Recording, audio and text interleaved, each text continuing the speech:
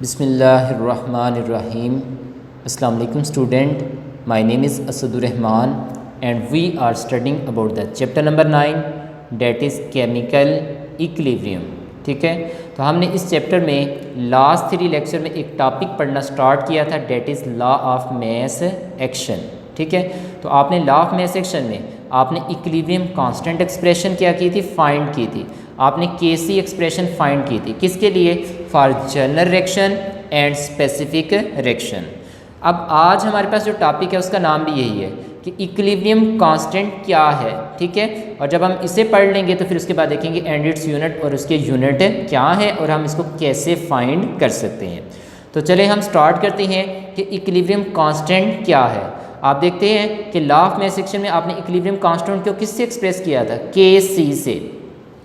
तो जब आपने लॉ ऑफ मास एक्शन में इक्विलिब्रियम कांस्टेंट को क्या किया था, शो किया था, एक्सप्रेशन शो की थी जनरल रिएक्शन के लिए या स्पेसिफिक रिएक्शन के लिए, तो आपने देखा था जब भी हम केसी की एक्सप्रेशन शो करते हैं तो हम जब भी लिखेंगे तो प्रोडक्ट की मोलर कंसंट्रेशन क्या आती हैं, ऊपर आती हैं, और जबकि रेक्टेंट की जो मोलर कंसंट्रेशन आती हैं वो कहाँ पर आती हैं, नीचे आती हैं। ठीक है, तो जब भी आप केसी की एक्सप्रेशन शो करेंगे तो प्रोडक्ट की मोलर कंसंट्रेशन ऊपर और रेक्टेंट की मोलर कंसंट्रेशन क्या हमारे पास है, नीचे। यहाँ तक बात समझ आ गई। चलें जी, अब आप सपोज करते हैं यहाँ पर, जैसे यहाँ पर मैं लिखता हूँ जी A/B, तो क्या A/B को मैं यूँ लिख सकता हूँ A/B। ठीक है, तो हम इसे A/B को A/B क्या कर सकते हैं, लिख सकते हैं। तो बिल्कुल इसी तरह अब जो प्रोडक्ट की मोलर कंसंट्रेशन है, आगे ये डिवाइडेड है तो ratio molar concentration of reactant, तो molar concentration of product ratio molar concentration of reactant, हम इसे यूँ भी क्या कर सकते हैं, लिख सकते हैं। अगर हम इन रेक्टेंट और प्रोडक्ट की मोलर कंसंट्रेशन के दरमियान रेशो को फाइंड करें तो उस रेशो को नाम क्या देते हैं, इक्विलिब्रियम कांस्टेंट। तो उसको हम नाम क्या देंगे, इक्विलिब्रियम कांस्टेंट। बात समझ आ गई। चलें जी, अब इसकी डिफ़ाइन करने से पहले मैं एक आपको एग्जांपल देता हूं ताकि जब हम उसकी डिफ़ाइन करें तो आप इजीली क्या कर सकें, समझ सकें। तो चलें देखिए, यहाँ पर मैंने यहाँ पर रिएक्शन एक लिया और रिएक्शन को करवाने के लिए स्टार्ट पे लिया कार्बन मोनोऑक्साइड और मैंने क्या ले ली, हाइड्रोजन गैस। जब कार्बन मोनोऑक्साइड को हाइड्रोजन के साथ रिएक्ट करवाया तो हाइड्रोजन के साथ रिएक्ट करने पर उसने बनाया मीथेन और साथ में क्या बनाया, वाटर। ये 2 नए सब्सटेंस बना दिए। यहाँ तक हो गया। अब देखें, तो जब आपने बैलेंस किया तो आपको पता लगा कि 1 मोल हमारे पास कार्बन मोनोऑक्साइड का 3 मोल हाइड्रोजन के साथ रिएक्ट करता है, तो कितने मोल मीथेन बनाता है, 1 बनाता है, और 1 मोल किसके बनाता है, वाटर के। यहाँ तक बात समझ आ गई। चलें जी, अगर हम इसकी केसी एक्सप्रेशन शो करें तो अब मैं डायरेक्ट शो कर रहा हूँ। आपको पता है हमेशा प्रोडक्ट की मोलर कंसंट्रेशन ऊपर होंगी और रेक्टेंट की कहाँ पर होती हैं, नीचे। तो लें जी, यहाँ पर जब केसी की डायरेक्ट एक्सप्रेशन शो कर रहा हूँ तो मोलर कंसंट्रेशन ऑफ मीथेन, ठीक है, लिख लिया। अब इसके नंबर ऑफ मोल 1 है, तो आपको पता है जो नंबर ऑफ मोल है उसकी पावर बनती है। तो अब यहाँ पर 1 है तो जिसके ऊपर कुछ नहीं होता 1 होता है, तो इसलिए 1 लिखने की ज़रूरत नहीं है। आगे मोलर कंसंट्रेशन क्या है हमारे पास, वाटर, ये प्रोडक्ट में था तो ये हमारे पास आ गया।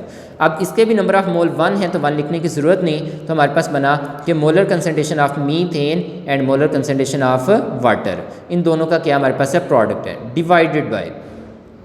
अब नीचे क्या आएंगे, नीचे की तरफ क्या आते हैं, रेक्टेंट, और रेक्टेंट इस रिएक्शन में कौन कौन से हैं, कार्बन मोनोऑक्साइड और हमारे पास कौन से हैं, हाइड्रोजन। ठीक है, अब देखिए molar concentration of carbon monoxide, अब इसके नंबर ऑफ मोल 1 थे, तो 1 थे, तो इस वजह से इसके ऊपर हमें 1 लिखने की ज़रूरत नहीं है, हमें इसके ऊपर पावर 1 लिखने की ज़रूरत नहीं, क्योंकि जिसके ऊपर कुछ नहीं होता क्या होता है, 1 होता है। आगे मोलर कंसंट्रेशन ऑफ H2, लें जी मैंने H2 लिखा।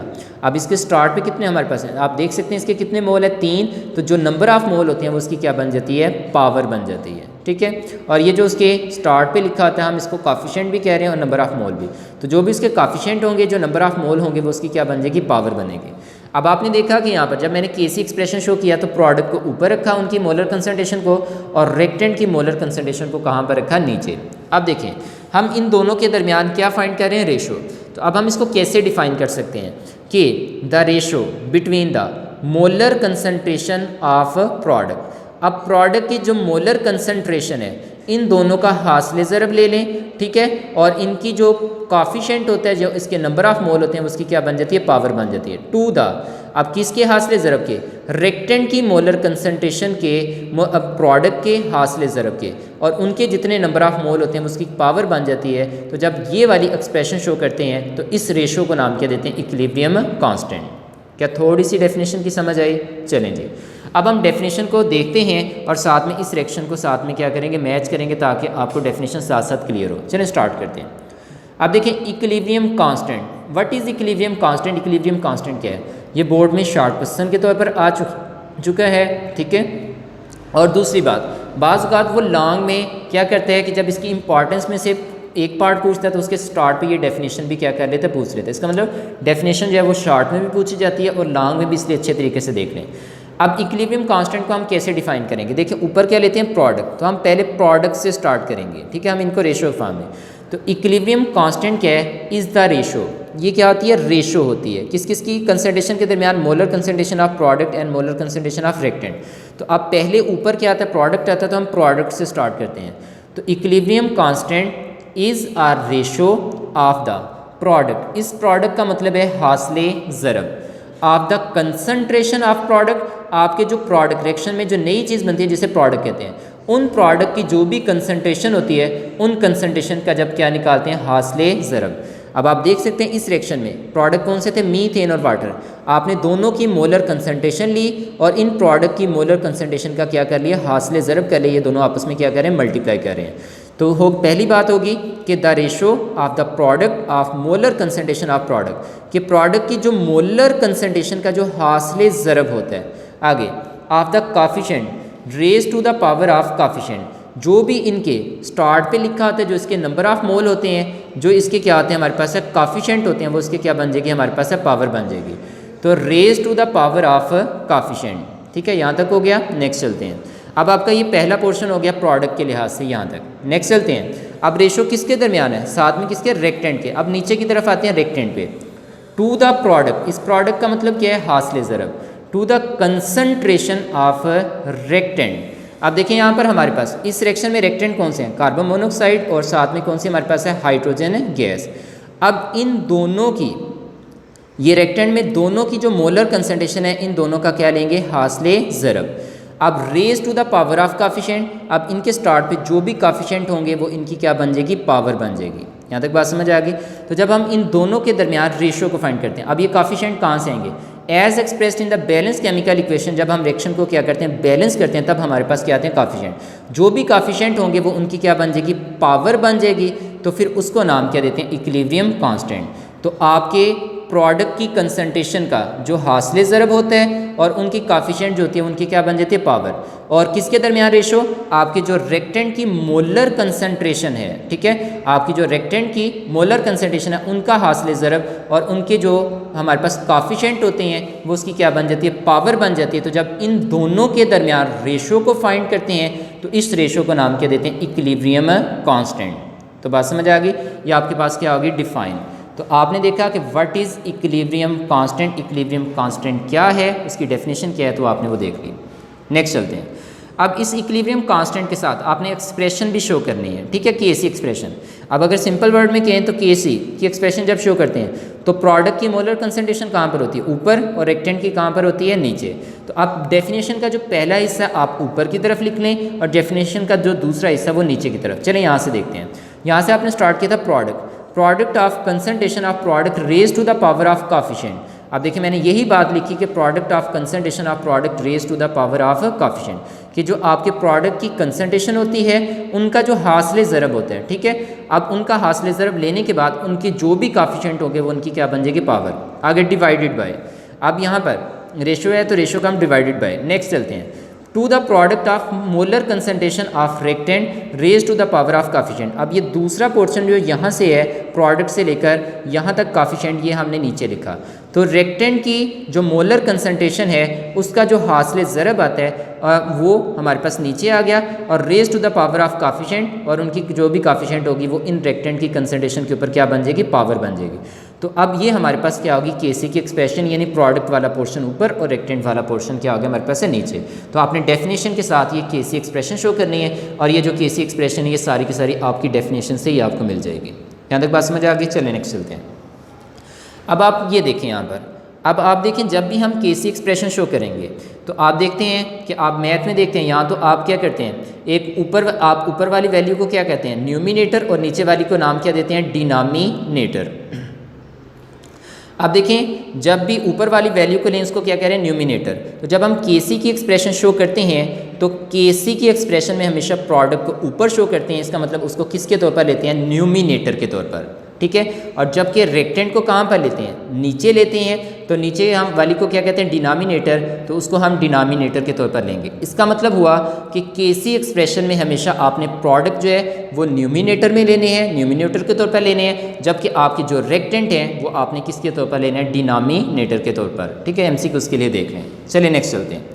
अब हमारे पास एक और एमसीक्यूज़ है कि अगर हम केसी देखें, अगर ये देखें आपके पास ये जो केसी एक्सप्रेशन है, अगर आपको ये रेक्टेंट और प्रोडक्ट में ये जो भी सब्सटेंस है इनकी मोलर कंसंट्रेशन का पता हो तो आप इसमें वैल्यू पुट करें तो आपके पास केसी की एक्सप्रेशन का क्या आएगा, आंसर आ जाएगा। आप उस आंसर को देख सकते हैं, देखकर बता सकते हैं कि आपका रिएक्शन इक्विलिब्रियम पे पहुंचा हुआ है या नहीं पहुंचा हुआ है, ठीक है। तो अब नेक्स्ट चलते हैं। अब कहते हैं कि अगर हम इनके अंदर इनकी मोलर कंसंट्रेशन की वैल्यू पुट करें तो वैल्यू पुट करने के बाद इनका आंसर, इनको फाइंड करें, इनको सॉल्व करें, सॉल्व करने के बाद हमारे पास किसका आंसर आता है, केसी का। अब जो केसी की वैल्यू आती है, अब केसी की वैल्यू जो है कहते हैं डिपेंड अपॉन टेम्परेचर। जब आपकी जो केसी की वैल्यू का आंसर आएगा वो हमेशा किस पे डिपेंड करता है, टेम्परेचर के ऊपर। अब टेम्परेचर के ऊपर वो क्या करता है, डिपेंड करता है कि अगर टेम्परेचर चेंज होगा तो उसका जो केसी वैल्यू का जो आंसर आना है वो भी क्या हो जाएगा, चेंज हो जाएगा। उसकी जो न्यूमेरिकल वैल्यू आनी है वो भी क्या हो जाएगी, हमारे पास से चेंज हो जाएगी, ठीक है। अगर हम टेम्परेचर को क्या करेंगे, कांस्टेंट रखेंगे तो आपकी केसी की जो न्यूमेरिकल वैल्यू है वो भी क्या रहेगी, कांस्टेंट रहेगी। चलें इस बात को समझने की कोशिश करते हैं। सपोज करते हैं मेरे पास एक रिएक्शन है, ये आपने कई दफ़ा पढ़ लिया। एक रिएक्शन है कैल्शियम कार्बोनेट, ठीक है। आप एक रिएक्शन करवाते हैं जिसमें आप स्टार्ट पे क्या लेते हैं, कैल्शियम कार्बोनेट, और जो चीज़ स्टार्ट पे लेते हैं उसे क्या कहते हैं, रेक्टेंट। आप क्या करते हैं, इसे गर्म करते हैं क्लोज फ्लास्क में। जब क्लोज फ्लास्क में गर्म करेंगे तो आपका कैल्शियम कार्बोनेट डिकम्पोज होगा, और डिकम्पोज होने पर एक बनाएगा कैल्शियम ऑक्साइड और एक क्या बनाएगा, कार्बन डाइऑक्साइड, ठीक है। और अब जो नई चीज़ बनी है उसे क्या करें, प्रोडक्ट, ऊपर से फ्लास्क क्लोज होने की वजह से ये दोबारा से रिएक्ट करके क्या बनाएंगे, कैल्शियम कार्बोनेट। अब जब ये रिएक्शन इक्विलिब्रियम पे पहुंचेगा तो जितना रिएक्शन तेज़ी से रिएक्शन आपका आगे को हो रहा होगा उतनी तेज़ी से रिएक्शन किधर को हो रहा होगा, पीछे को। तो इक्विलिब्रियम पे पहुंच गया। अब जब इक्विलिब्रियम पे पहुंचा है तो आपने उसके लिए केसी वैल्यू क्या की थी, फाइंड की थी। यानी आपने यहाँ पर ये देखें केसी एक्सप्रेशन पहले फाइंड की, प्रोडक्ट ऊपर आ गए, उनकी मोलर कंसंट्रेशन ऊपर आ गई, और रेक्टेंट की मोलर कंसंट्रेशन कहाँ पर आ गई, नीचे आ गई, ठीक है। ये केसी एक्सप्रेशन शो कर ली। जब आप इसमें इनकी वैल्यूज अगर आपको पता हो तो आप इसमें पुट करेंगे तो आपके पास किसका आंसर आ जाएगा, केसी का, केसी की न्यूमेरिकल वैल्यू आ जाएगी, ठीक हो गया। अब इक्विलिब्रियम पे जो हमारे पास केसी का आंसर है, ठीक है, आपको पता है वो चेंज नहीं होगा क्योंकि जितना रिएक्शन आगे को जा रहा है उतना पीछे को, तो आपके रेक्टेंट और प्रोडक्ट की अमाउंट क्या रहेगी, कांस्टेंट हो जाएगी। उस वजह से आपका आंसर क्या रहेगा, सेम रहेगा, ठीक है, इक्विलिब्रियम पे, और आपकी केसी वैल्यू चेंज नहीं होगी। लेकिन अगर आप क्या करते हैं, वहाँ पर कंडीशन चेंज कर देते हैं, टेम्परेचर को चेंज करेंगे तो टेम्परेचर की चेंज करने से केसी वैल्यू क्या आती है, चेंज होती है। अब इस बात को समझते हैं कैसे। आपने एक प्रिंसिपल पढ़ना है, ली चैट्रियल प्रिंसिपल, ठीक है। उसमें आप देखेंगे कि अगर हम जब कोई रिवर्सिबल रिएक्शन करवाते हैं तो अगर वहाँ पर हमारे पास दो किस्म के रिएक्शन हैं, ठीक है। अब वहाँ पर दो किस्म के रिएक्शन है, एक है फॉरवर्ड और रिवर्स। अब इस फॉरवर्ड और रिवर्स में भी आगे दो किस्म के रिएक्शन है। अब दो किस्म के, एक होता है एंडोथर्मिक रिएक्शन और एक क्या आते हैं, एक्सोथर्मिक रिएक्शन। अब देखिए एंडो मीन क्या आता है, इनसाइड, थर्मिक निकला थर्म से, और थर्म मीन क्या आता है, हीट। तो एंडोथर्मिक रिएक्शन क्या होते हैं, जिसमें हीट जो है, ठीक है, बाहर से किसकी तरफ आती है, अंदर की तरफ आती है, जिसमें हीट क्या आती है, जज़ब होती है। उस प्रोसेस को नाम क्या देते हैं, एंडोथर्मिक रिएक्शन। जिसमें हीट किधर से मूव कर रही है, बाहर से अंदर। अब अंदर को मूव कर रही है तो उसको नाम क्या दे रहे हैं, एंडोथर्मिक रिएक्शन। और इसका मतलब वहाँ पर हीट क्या हुई है, अब्जॉर्ब हुई है। और दूसरे क्या आते हैं, एक्सोथर्मिक। एक्सो मीन क्या था, आउटसाइड, थर्मिक निकला थर्म से, और थर्म मीन क्या आता है, हीट। जिसमें हीट अंदर पैदा हो और अंदर से बाहर की तरफ जाए, तो अब वो बाहर की तरफ जा रही है, तो अब बाहर की तरफ जाएगी तो उसको नाम क्या देंगे, एक्सोथर्मिक रिएक्शन। इसका मतलब यहाँ पर हीट क्या हो रही है, रिलीज हो रही है, ठीक है। अब टेम्परेचर अगर चेंज करते हैं तो टेम्परेचर के चेंज करने से ये जो एंडोथर्मिक, आपको पता है इसको हीट जज़ब करता है, तो जितनी ज़्यादा हीट होगी उतना ज़्यादा आपका रिएक्शन का रेट भी क्या होगा, ज़्यादा होगा। इसका मतलब एंडोथर्मिक रिएक्शन जो है वो टेम्परेचर के बढ़ाने से क्या होते हैं, स्पीड अप होते हैं। जबकि जो आपके एक्सोथर्मिक हैं वहाँ पर ऑलरेडी हीट बहुत ज़्यादा रिलीज़ हो रही है, तो वहाँ पर टेम्परेचर बढ़ाने से जो एक्सोथर्मिक रिएक्शन है वो क्या करते हैं, डिक्रीज़ करते हैं। नीचे का एरो शो कर रहा है, डाउनवर्ड एरो शो कर रहा है, ये क्या कर रहा है, डिक्रीज़ कर रहा है। तो टेम्परेचर के इंक्रीज़ करने से एंडोथर्मिक क्या करते हैं, रिएक्शन इंक्रीज़ करते हैं, और एक्सोथर्मिक क्या करते हैं, डिक्रीज़ करते हैं। ठीक है, ये इंक्रीज़ कर रहा है और ये क्या कर रहा है, डिक्रीज़। और अगर टेम्परेचर को कम करेंगे तो एंडोथर्मिक रिएक्शन जो है वो डिक्रीज़ करेगा और एक्सोथर्मिक क्या करेगा, इंक्रीज़ करेगा। चलिए इस बात को समझते हैं। सपोज करते हैं ये रिएक्शन है। अब आपको पता है कैल्शियम कार्बोनेट को तोड़ने के लिए आपको क्या देनी पड़ती है, हीट। अब जितनी ज़्यादा हीट देंगे उतनी जल्दी ये टूटेंगे, और जितनी जल्दी ये टूटेंगे उतनी जल्दी ये कैल्शियम ऑक्साइड और क्या बनाएंगे, कार्बन डाइऑक्साइड। तो जितनी जल्दी ये टूट कर ये बनाना शुरू करेंगे तो आपका फॉरवर्ड रिएक्शन उतना ज़्यादा क्या होगा, हमारे पास फास्ट होगा। अब इसका मतलब इसमें हीट जज़ब होती है, जज़ब होने के बाद ये टूटते हैं और ये बनाते हैं। तो इसमें ये कौन सा प्रोसेस है, एंडोथर्मिक। तो सपोज करते हैं कैल्शियम कार्बोनेट की डिकम्पोजिशन जो है वो हमारे पास क्या है, एंडोथर्मिक रिएक्शन है। ठीक है, जो फॉरवर्ड रिएक्शन है वो कौन सा, एंडोथर्मिक रिएक्शन है। ठीक है, आप जितनी ज़्यादा हीट देंगे आपके इस रिएक्शन का जो रेट है वो भी क्या होगा, फास्ट होगा। ठीक है, तो एंडोथर्मिक रिएक्शन टेम्परेचर के बढ़ाने से क्या करें, इंक्रीज। नेक्स्ट चलते हैं। अब सपोज करते हैं कैल्शियम ऑक्साइड और कार्बन डाइऑक्साइड जब दोबारा से मिलकर कैल्शियम ऑक्साइड बनाते हैं तो रिवर्स रिएक्शन स्टार्ट होता है। तो ये कौन सा हमारे पास है, रिएक्शन हो गया एक्सोथर्मिक रिएक्शन। ठीक है, जब ये एक्सोथर्मिक रिएक्शन है, ऊपर वाला कौन सा हो गया, एंडो। ठीक है, फॉरवर्ड रिएक्शन कौन सा हो गया, एंडो, और रिवर्स कौन सा हो गया, एक्सो। अब जब आप टेम्परेचर बढ़ाते हैं इक्विलिब्रियम पे, आपको पता है जितना रिएक्शन आगे को हो रहा था उतना किधर हो रहा था, पीछे को। जैसे आपने टेम्परेचर को इंक्रीज़ किया तो इंक्रीज़ करने से एंडोथर्मिक रिएक्शन क्या कर गया, इंक्रीज़ कर गया, जबकि एक्सोथर्मिक रिएक्शन क्या हो गया, डिक्रीज़।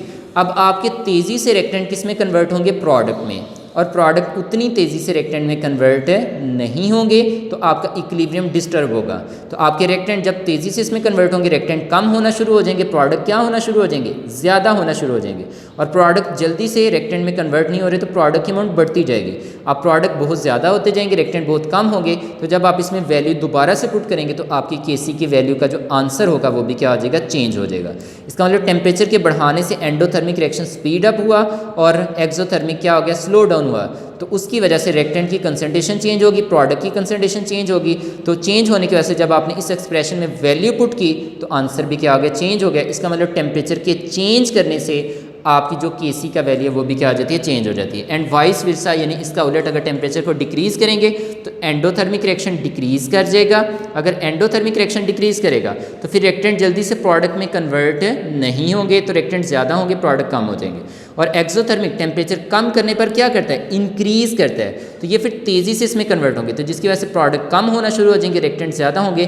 तब भी आप वैल्यू पुट करेंगे तो आंसर क्या होगा, हमारे पास से चेंज होगा। इसका मतलब टेम्परेचर के कम या ज़्यादा करने से, उसको चेंज करने से आपका जो इक्विलिब्रियम पे जो केसी का आंसर आता है वो क्या हो जाता है, हमारे पास से चेंज हो जाता है। ठीक है, तो एमसीक्यूज हो गया, the KC value depend upon. तो केसी वैल्यू किस पे डिपेंड करती है, टेम्परेचर के ऊपर। नेक्स्ट चलते हैं। अब आते हैं KC value does not depend upon. आपकी जो केसी वैल्यू है वो किस चीज़ के ऊपर डिपेंड नहीं करती, initial concentration of reactant and initial concentration of product. आप रिएक्टेंट की चाहे कोई भी स्टार्ट पे कंसंट्रेशन ले लें, आप प्रोडक्ट की जितनी मर्जी कंसंट्रेशन ले लें, ठीक है। तो जब आप रिएक्टेंट को स्टार्ट पे ले रहे हैं या प्रोडक्ट को स्टार्ट पे ले रहे हैं, उनकी जितनी मर्जी कंसंट्रेशन ले लें, तो आप देखेंगे थोड़ी देर के बाद उनके दरमियान क्या इस्टेब्लिश हो जाएगा, इक्विलिब्रियम इस्टेब्लिश होगा, और उन दोनों की जो रेट है वो एक दूसरे के इक्वल हो जाएगा। तो इक्वल होने के बाद वो इक्विलिब्रियम पे पहुंचेगा, तो आपकी जो केसी की वैल्यू है वो क्या हो जाएगी, सेम हो जाएगी, क्योंकि इक्विलिब्रियम पे आपके रिएक्टेंट और प्रोडक्ट की अमाउंट जो है वो चेंज नहीं होती, उनकी कंसंट्रेशन चेंज नहीं होती, उस वजह से केसी की वैल्यू भी चेंज नहीं होती। तो इसका मतलब है कि आपके स्टार्ट पे जो भी ले लें तो केसी की वैल्यू इसलिए डिपेंड नहीं करती, क्योंकि आपने देखना है कि थोड़ी देर के बाद जब इक्विलिब्रियम एस्टेब्लिश होगा तब भी आप उसके लिए केसी एक्सप्रेशन फाइंड करें। जब आप केसी एक्सप्रेशन फाइंड करें तो उस वक्त रिएक्टेंट और प्रोडक्ट की अमाउंट चेंज नहीं हो रही, जब चेंज नहीं हो रही तो केसी की वैल्यू भी चेंज नहीं होगी। यहाँ तक बात समझ आ गई। तो आपका सेकेंड एमसीक्यूज हो गया, केसी वैल्यू डिपेंड अपॉन। केसी वैल्यू किस चीज़ पे डिपेंड करती है, ठीक है, तो किस चीज़ पे डिपेंड करती है, टेम्परेचर के ऊपर। And KC value does not depend upon, और ये किस चीज़ पे डिपेंड नहीं करती, ये initial concentration of reactant and initial concentration of product, इन दोनों के ऊपर डिपेंड नहीं करती। यहाँ तक बात समझ आ गई। चलें जी, तो यहाँ तक आपका टॉपिक कंप्लीट हो गया।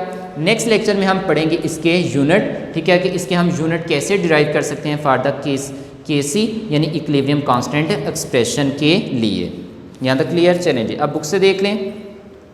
इक्विलिब्रियम कांस्टेंट की डेफिनेशन है, और ये टेस्ट सेल में अगर आप देखें इसी पेज के ऊपर, तो यहाँ पर क्वेश्चन नंबर 3 जो है, what do you mean by equilibrium constant. आप इक्विलिब्रियम कांस्टेंट से क्या मुराद लेते हैं। ठीक है, तो ये उसकी डेफिनेशन है और ये उसका आंसर भी है।